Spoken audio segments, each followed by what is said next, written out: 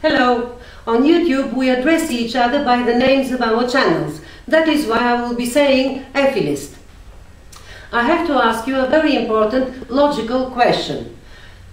And I have to state again, I don't have anything against you. I'm just trying to understand your train of thought, and I see logical inconsistencies in it. I have to explain, and then I will ask you my question. First, you have said yourself that you have the disability of risk avoidance. But that on the side, you often talk about suffering in the world, especially mentioning children, some that have cancer or suffer in another way. This is not an unknown, this is statistical fact. We're advocating for statistical facts. And you say that there are statistical probabilities that some people will suffer. And yes, we know that. You're telling us nothing new. Statistically, we know that some people suffer because other people cause them harm. But we don't need you for that, because the whole society and the law is dealing with such people. Then there is natural disasters, and one child having a cancer is also a natural disaster involving only one child. And scientists through the ages, especially lately, have been trying to deal with that. They discovered vaccines and other medicines for various illnesses. We have not discovered the cure for cancer yet. About other natural disasters, science is constantly working on finding the best explanations for phenomena so that we can tame them. We're advocating for statistical facts. So, about this statistical probability of some people suffering, people are trying to take care of that. And when people have a child, it's not that they are sure that something bad will happen to this child. No, they only know that there is statistical probability, but they take calculated risks. You're a motherfucking insidious torturer right the fuck now. So that's what is happening.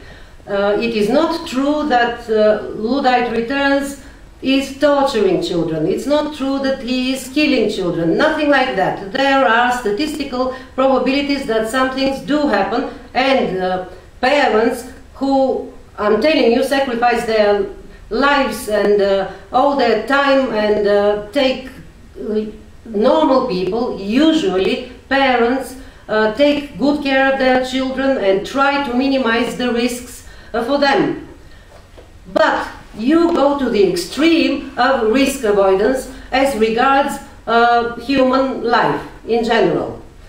In the future, there will always be cases of people suffering, no matter how much care you take to avoid risks.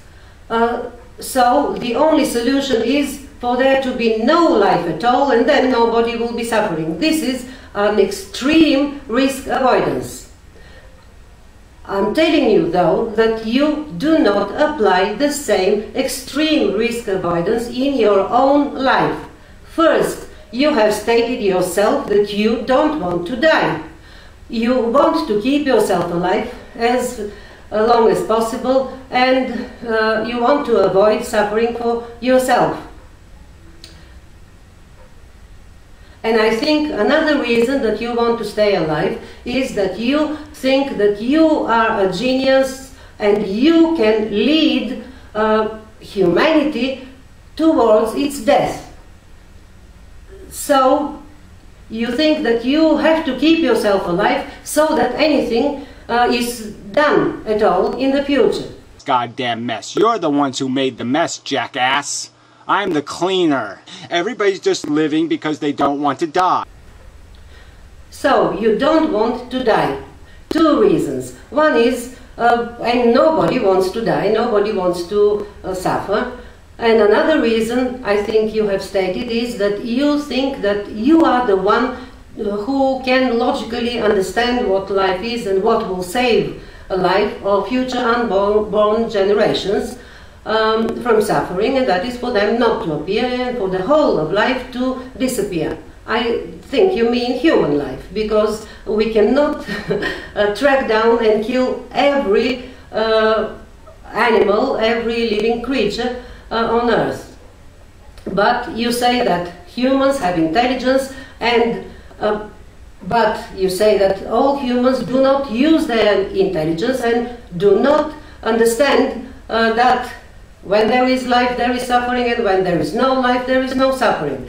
So you state that you are needed in order to have this salvation of life, that means no life at all, to be achieved. So these are two reasons that you state for you wanting to be alive. But I'm telling you that you do not use the same excessive risk avoidance that you want to use for the whole of humanity. Because anytime you go out of the house, statistically you know that various things can happen, do happen to other people. So, but they are people, you are a person, a living being. The same thing could happen to you. For example, not long ago there was a bear in your vicinity, and you know what bears can do to a human. Still you took a calculated risk and did not stay at home all the time, not going out at all because of this risk. You went on to your work or wherever, or to the swimming pool to swim. This is another thing. When you swim, anything can happen to you and you can drown. For example, you can get a cramp in your leg or in your arm, and then you can't swim and you may drown. Or various other things can happen to you while you are in the water and may cause you to lose control and die. Also, anytime you go out, an asteroid may fall down in your vicinity or on top of you. It has happened that a lightning has struck other people when they are out. So anything may happen when you go out. If you take to the extreme this risk avoidance, you have to stay all the time at home and arrange it in such a way that you don't have to go out at all.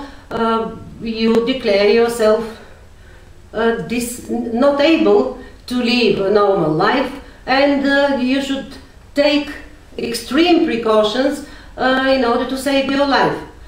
Of course, there is also the question that you know that you are alive and something may happen to you and you may suffer, and also you know, you're sure that you will die. So somebody may say that, well, then you can kill yourself. But the reasons that I already mentioned, that you want to stay alive and not kill yourself, one of them is that you see yourself as the savior of humanity, saving humanity by extinguishing it. Then nobody will suffer. So my question is, why don't you take this extreme measure that you offer for the whole of humanity for yourself? Bye.